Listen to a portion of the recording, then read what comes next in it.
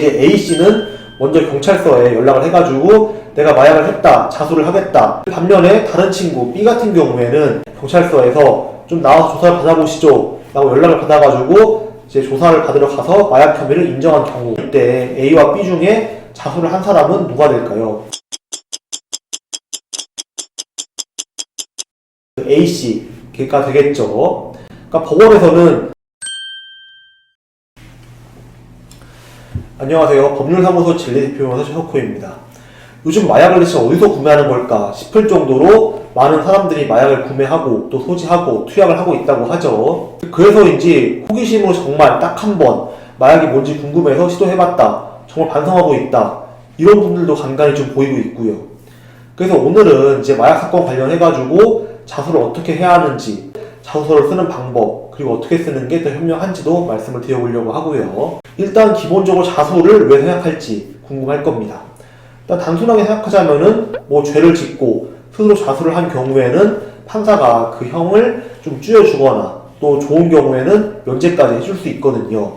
그렇기 때문에 큰 결심을 하고 자수를 한 경우에는 진정성 있게 죄를 뉘우치고 반성하는 경우와 마찬가지로 이제 형이 어쨌든 줄어드는 이익이 있기 때문에 단 한 번 실수를 했다, 이런 분들 같은 경우에는 자수를 하기 위해서 또 어떻게 자수를 할 것인지를 변호사와 상담하는 경우도 굉장히 많죠. 물론 죄를 진심으로 뉘우치지 않고 또 솔직히 내가 잘못을 왜 했는지 잘 모르겠지만은 벌 받기 싫으니까, 아니면은 처벌 수위를 낮출 수 있다고 하니까 자수를 했다, 이런 경우도 있긴 한데, 만약에 좀 이런 게 법원에 의해서 들키는 경우다라고 한다면은 당연히 자수를 했다고 하더라도 감경이나 면제를 해주지 않기도 하긴 하겠죠. 자수를 할 때 의미가 있으려고 한다면은 당연히 중요한 거는 그 자수의 진정성이 되겠죠. 한마디로 그 자기가 지은 죄에 대해서 진심으로 뉘우치는 마음이 있다라는 것이 판사한테 전달이 되어야 한다는 뜻이겠죠.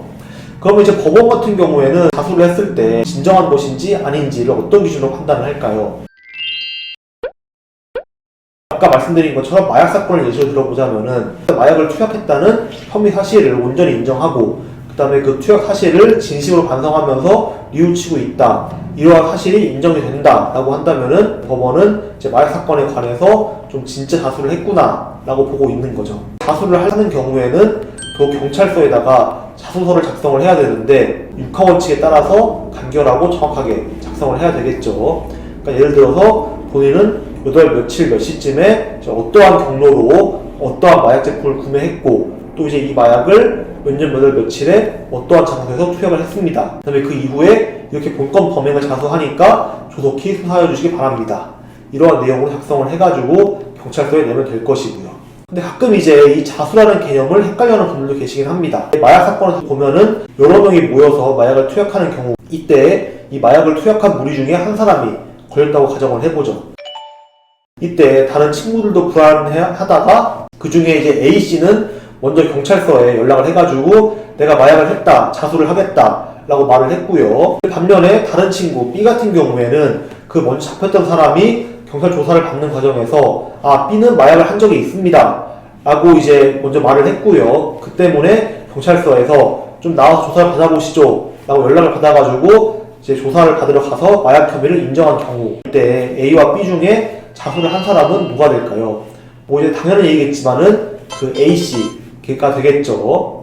그러니까 법원에서는 그 경찰한테서 조사를 받으러 오라고 연락을 받은 다음에 그 조사를 받는 과정에서 자신의 혐의를 인정하는 것, 이거는 자수라고 보진 않거든요.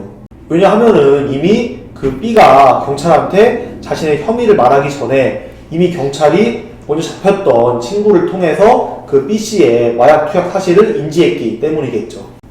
그러니까 다수가 함께 마약을 했다라고 한다면은 언제, 누구와 얼마큼 했는지, 그리고 함께 투약한 자와 마약을 판매한 사람의 정보를 제공하는 것 역시 재판에서 감경 사유가 되기 때문에 같이 마약을 투약했던 사람들, 이런 사람들의 정보를 수사기관에 신고하는 사람들이 꼭 있기 마련입니다. 그렇기 때문에 내가 마약을 했는데 근데 적발이 되었다라고 한다면은 자수는 최대한 빨리 하는 게 좋습니다. 왜냐하면 누가 내 정보를 또 팔지 모르는 거거든요. 그래서 내가 그냥 마약을 했다라고 한다면은 단 한 번의 실수라고 하더라도 주저하지 말고 선처를 이끌어낼 수 있는 자수서를 작성을 해가지고 진심으로 죄를 뉘우치고자 하는 모습을 보여주는 것이 나중에 처벌 수위에 큰 도움이 되지 않을까 생각이 됩니다. 오늘은 마약 혐의를 인정하고 자소서를 작성하는 방법, 그리고 선처를 받을 수 있는 현명한 방법에 대해 설명을 드렸는데요. 그 상황에 따라서 접근하는 방법이 달라지기 때문에 만약에 초범이든 재범이든 상관없이 마약 사건에 연루가 되었다라고 한다면은 지체하지 말고 빨리 법률 전문가한테 조언을 구해서 자소를 진행하는 것을 추천을 드립니다. 오늘 영특한 최경 구독하셨죠? 알람 설정까지 하셔가지고 유익한 정보 빠르게 얻어가시길 바랍니다. 다음에 또 뵙겠습니다.